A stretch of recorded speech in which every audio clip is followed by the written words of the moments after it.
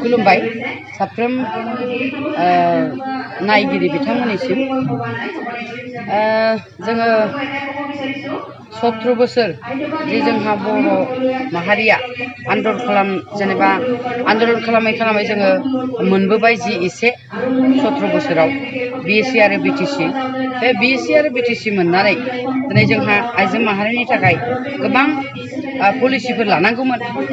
नाथाय दिनैसिमबो जों बे पलिसिखौ लानाय नुवाखै मानोना BTC आव जोंहा दैदेनगिरि जोंहा आब'मोन दंमोन जिहेतु बिमा माहारिनि सासे दैदेनगिरि जे गायसनगिरि आथोबनि गायसनगिरिमोन जोंहा आब' प्रमिला रानी ब्रह्मआ दिनै बिथांमोना मन्त्रि जाबाय MLA जाबाय 25-30 बोसोर जाबोबाय आरो बेजों लोगोसे जोंहा आब' कमलि दंमोन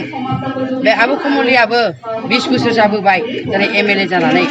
नाथाय दिनै BTC आव बिथांमोन थासेयावबो जोंनि आइजोफोरनि थाखाय आइजोफोरखौ जौगानायनि थाखाय मोनसेबो प्लान पलिसि खालामनो हायासै बिनि थाखायसो जों जोबोद दुखु नांदों दा जोंहा आइजो माहारिफ्रा माबोरै जौगालांनो माबा मोनसे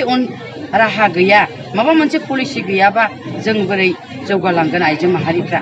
बेनि थाखाय जों गोबां सिन्था खालामदों दा जोंहा UPPL हान्जानि आं सासे आफादगिरि हिसाबै UPPL दोलोनि आइजो माहारिनि सासे दैदेनगिरि हिसाबै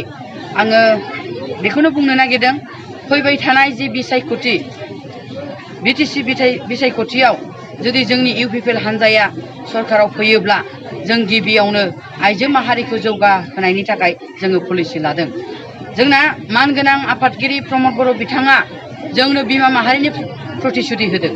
बिमा माहारिखौ जौगानायनि थाखाय बिथाङा प्रतिश्रुति होदों बिथाङा समायखिरा लादों बिथाङा जे बुंदों जे UPPL दोलोआ जुदि सरकाराव फैयोब्ला आं गिबियावनो बिमा माहारिखौ नायगोन होननानै बिथाङा प्रतिश्रुति होदों बिथाङा बुंदों जे मानोना दिनै जि न'खराव सासे बिमाया जौगाया बे न'खरा माब्लाबाबो जौगानो हाया बेखायनो गिबियावनो आङो बिमा माहारिखौसो जौगाहोगोन होननानै बिथाङा बुंदों बेनिखायनो दिनै लोब UPPL हान्जायाव आइजो माहारिया जगदान होफैदों आइजो माहारिया ओंखारबोदों मोनथायनि थाखाय नांनो गावनि मोनथायनि थाखाय बिमा माहारिनि मोनथायनि थाखाय दिनै ओंखारबोदों दा आङो बेखौनो थांखि लादों फैबाय थानाय दिनाव जुदि UPPL दोलोआ सरकाराव फैयोब्ला जोङो बिमा माहारिखौ जौगानायनि थाखाय गोबां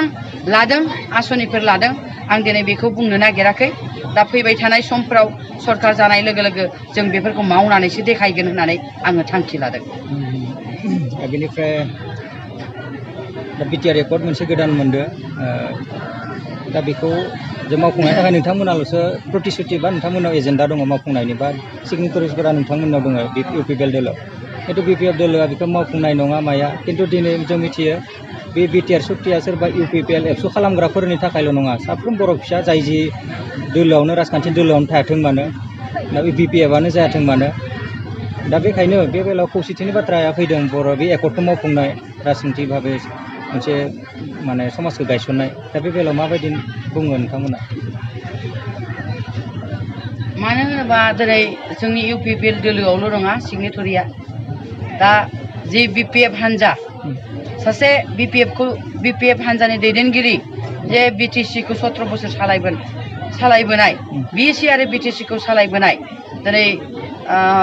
BPF हान्जा जे 15 बोसोर जाबाय बिथांमोनानो जे सासे चिफ दा जोंहा बारग' चिफ हाग्रामा महिलारि बिथाङानो जे उइकनेस जानानै लाबोदों बिथाङा जे साखि जानानै लानानै फैदों दिनै बिथाङानो जुदि रायजो राजाखौ थगायबायबा जोबोद लाजिथाव बाथ्रा आरो दा बिथाङानो गैया होनोबा दा बेयाव साननो गोनां होनबाथ' बियो थगायदों होननानै जों रायजो राजाया बयबो फोथायनो हायो जुदि BTR-आव जेबो गैयामोनबा बिथाङा सासे BTC-नि चिफ जानानै बिथाङा मानो उइकनेस मानो जाखो मानो बियो उइकनेस जानानै सहि होनानै लानानै फैखो आरो जों आसाम सरकारखौबो दाय होनांगोन होनबालाय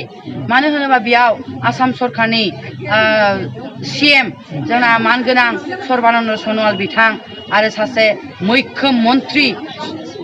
हिमन्त बिश्व शर्मा बिथांमोनहानो साइन खालामनानै लाबोदों बिथांमोनानो उइकनेस जानानै लाबोदों दिनै बेखौ जेबो गैयामोनब्ला मानो बिथांमोना सहि होनानै लाबोखो दा बेयाव साननो गोनां दिनै ना आं सानदों ना बिथांमोनहा राजनितिकनि लाबालाबनि थाखाय दिनै रायजो राजाखौ थगायनो नागिरदों नामा दिनै जेबो गैया होननानै जे बिथांमोनहा बुंबाय बायदों दा जोबोद साननो गोनां नाथाय जोङो बिथांमोननि दिनै रायजो राजाफ्रा बयबो बुंदों जों बिथांमोननि बुंनायाव जों गोजावा दिनै जोङो बिटिआरखौ दाफुंनो थाखायसो ओंखारदों होननानै साफ्रोम बिमा माहारियानो जानजि खाफ्रानाय ओंखारदों बर'निल' खोथा नङा गुबुन गुबुन हारि माहारि अन्यान्य जनगोष्ठीफ्राबो ओंखारजोबदों दिनै लोब लोब जोंनियाव जगदान होफैदों दा बेखौ नुनानै आं सानो जोङो फैबाय थानाय दिनाव जोङो इउपिपिएलआ सरकाराव फैयोब्ला बे बिटिआरनि मोनफ्रोमबो दफायानो जाफुंगोन आरो बावैसो उनावनो जाफुंनो थांगासिनो दङ दिनैनि हाबाफारिखौ एसे बुं दिनैनि बे जोङो मोनसे मोदैबारि समस्थियाव मोनसे हाबाफारि लादोंमोन बेयाव जाबाय आं आइजो माहारिखौ सांग्रांथि लाबोनो थाखाय दा बेयाव गोबां रायजो राजाया ओंखारबोदों लोब लोब गैयाबाबो 1000-1200 जागोन ओरैबायदि रायजो राजा ओंखारबोदों आइजो माहारि ओंखारबोदों बुंनो थाङोब्ला जों बेफोरबायदि नुथायखौ नुयोब्ला जों मिथिनो मोनो दे बिटिआरखौ दाफुंनो थाखाय आइजो माहारियानो जानजि खाफ्रादों बेखौ बिटिआरनि दफाफोरखौ आइजो माहारियानो मावफुंगोन होननानै आं साननो हायो आरो मोदैबारिया 100% देरहागोन बेयाव बिमा माहारिनो बोर सारस्रिनाय दङ